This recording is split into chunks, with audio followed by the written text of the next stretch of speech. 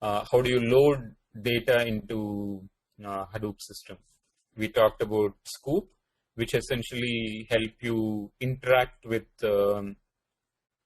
relational systems like MySQL, Oracle, SQL Server, and other things. You can import and export data from these relational systems using Scoop. Okay, and using Flume, you can connect to more streaming internet data sources like Twitter, Facebook, or the click stream produced from your web server and so on.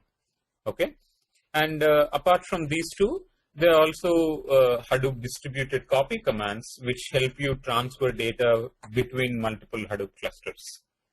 Okay, and then once you have the data into your HDFS, you run these components like Pig and Hive to do some data pre-processing and data manipulations.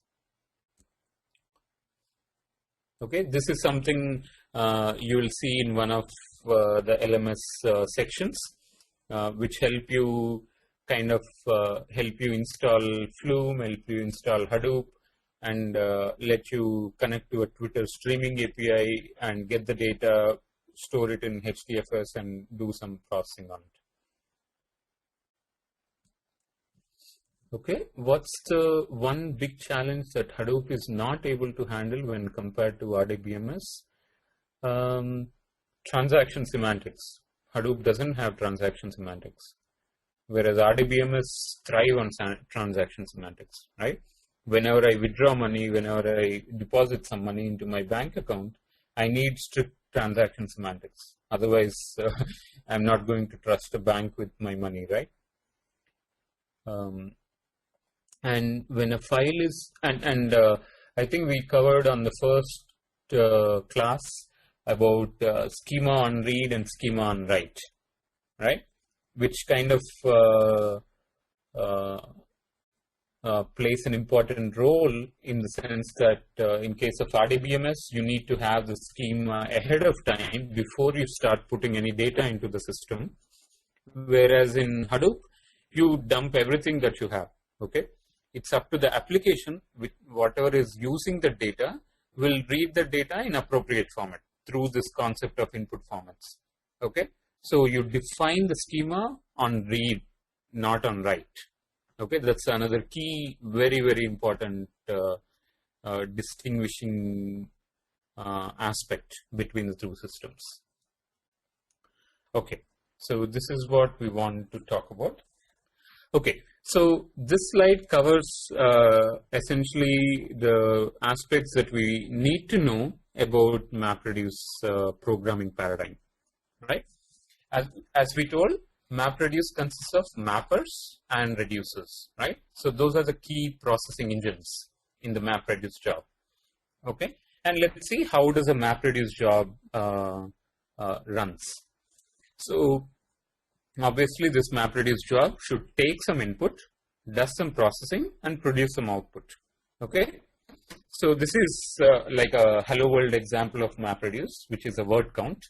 You have an input data file, and you want to count the occurrences of number of occurrences for each of the word, and the output that you produce is something like this. Okay, so the input data set is this, and the output data that you produce is this, which is simply the number of occurrences of each of my word. Okay, and I want to do this in a parallel manner using MapReduce functionality. Okay, so the first thing, what did we say? Whenever a client submits a job, we will go get all the metadata about the file regarding the number of blocks, number of the size of the input and everything. And then we logically split this data set into, logically partition data set into splits. Okay, so these are the splits that you get.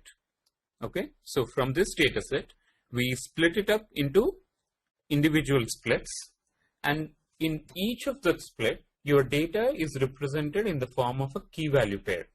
Okay, there's a key aspect and there's a value aspect, and there are many input formats which kind of tell you how to define this key and value. A simplest format is called as text input format. That means I'm just reading my data line by line. Okay, so the key will be like a position in your file, and the value will be the entire line, entire text line that you read from your file. Okay, so but the point that you need to know is by controlling the input format, you define how to read your data. Okay, this is what I meant by schema on read. You are defining the key and value, which is how you want to read the data at the time of reading, not at the time of writing, unlike database systems.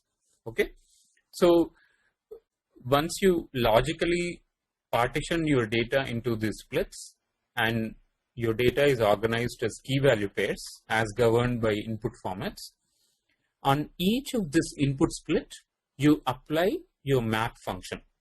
Okay, so this is a map function that you implement using your mapper process in Java. The way you implement that process is you assume that you get a key value pair from your input, and this mapper function will tell you how to process that key value pair and then produce another list of key value pairs. Okay, so that means it consumes a key value pair K1 V1 and it applies the map function and produces another list of key value pairs. So it's a list of K2 V2. It may have a different key, different value, right? Or it can be the same. It doesn't matter. The mapper function will decide what this K2 V2 will be and how this K2 V2 are computed from my K1 V1. Okay, that's the definition of mapper function. It takes a key value pair of the input, it does some processing and produces a list of key value pairs. Okay.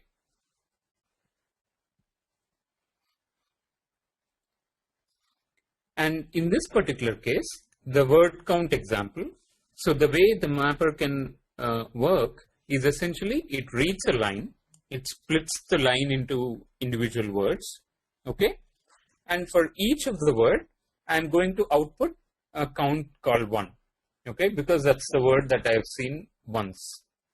So I read these 3 words as a single line, deer, bear, and river, and so this mapper function or mapper task, to be precise, this mapper task reads this K1 V1.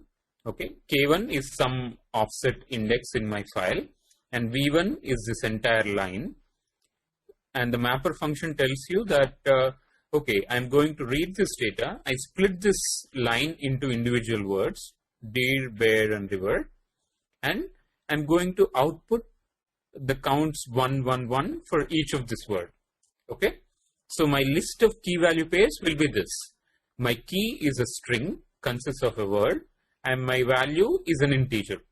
Okay, so and similarly the same thing will be done on a different map task as well. So the different map task will read a different input split, consists of a different input line, and then in this case car, river. Okay, and I'm dividing that into individual words, splitting that line into words, and then I'm outputting counts 1 for each of this word. Okay, so the key value pairs that are produced by this mappers will be these key value pairs. Key is the word, value is the count of 1. Okay, and similarly the same thing is done by the third task. Okay, so the key thing that you can observe here is the core functionality of the map. The core functionality is exactly the same across all the map tasks. It's just that that functionality is applied on a different portion of the data. Okay, and that's why each of this can run on a different machine in parallel simultaneously. Okay, now the list of key value pairs produced by each mapper are then passed through something called as a shuffle phase. Okay, okay, so yeah, our mappers are essentially outputting this list of key value pairs, and in the shuffling phase it's pretty simple. You simply sort by the key. Okay, that means you want to bring all the values for a given key together into one place. Okay, so I have dir produced by mapper 1 and dir produced by mapper 3. Okay, since they both have the same key, I want to bring both of them together into one place and say a single key dir and has multiple values, one produced here and one produced here. So 1, 1. Okay, so essentially you're converting this list of key value pairs into key comma list of values. Okay, it's pretty straightforward. So you do that sorting, and then you get all the values associated to bear in one place, all the values associated to car in one place, deer, river, and so on. Okay, and your reducer functionality will simply tells you how to reduce this list of key value list of values into some aggregate. Okay, and that's why it's called reduce, because you're reducing the list of values associated with single key into another list of key value pairs. Okay, and in case of word count, it's simply adding up all these numbers. Okay, I add 1 plus 1, so I get the same key bear and the count 2. This is what I output from my reducer. And in this case, I am adding up all the 3 counts, so I get car comma 3. Okay, so that's essentially a MapReduce job. You are starting with an input file, you are splitting into some logical splits, and you read this data splits as key value pairs, and then each mapper will consume key value pair and produce a list of other key value pairs, which can be same or different. And then in the shuffling, you bring all the values corresponding to a single key together in one place. And then reduce functionality will reduce the list of values associated with this particular key, and then produce another set of list of key value pairs, which will be the final output of your MapReduce job. Okay. Now, if you are in your MapReduce world, and if you want to do something, let's say I just gave an example of aggregation, right? Or k-means clustering. So linear regression also can be done, but let's say k-means clustering. If I want to do k-means clustering in MapReduce, I have to imagine how to organize my computation into my mappers and reducers. Okay. If I want to do k-means on MapReduce, how would I do it? So what is k-means again? If you remember, we have these k centers, and we want to compute the distances from each of my data point with all the k centers, right? So let's say somehow I gave k centers to all my mappers, right, in a distributed manner. So each mapper has all the k centers. Now each mapper will get some partition of the data. Okay, so I have the entire data set on which I want to run k-means, and my input formats, my logical splits are some partitions of my data. Okay, now each mapper and the key value pair in that sense will be, key will be like a record ID, and the value will be the entire record. Okay, and that's controlled by my input format. Now the mapper has access to all the k centers. Okay, now it will read first key value pair, that means the first record, and then it computes all the k distances, okay, between that value and all the k centers. And then I can output my results, which are the distances between those k centers, and there my key can be the center, ID of the center, and the value can be the distance. Okay, and also probably I need to output the data point in order to compute the new centroid, and similarly that's done by all the mappers.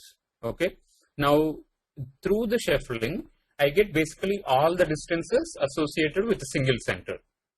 Okay, and also the points to which it belongs to.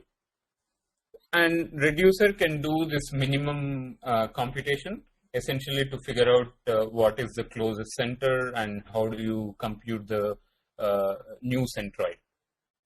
Okay, I'm giving you a very high level algorithm, but I hope it clears.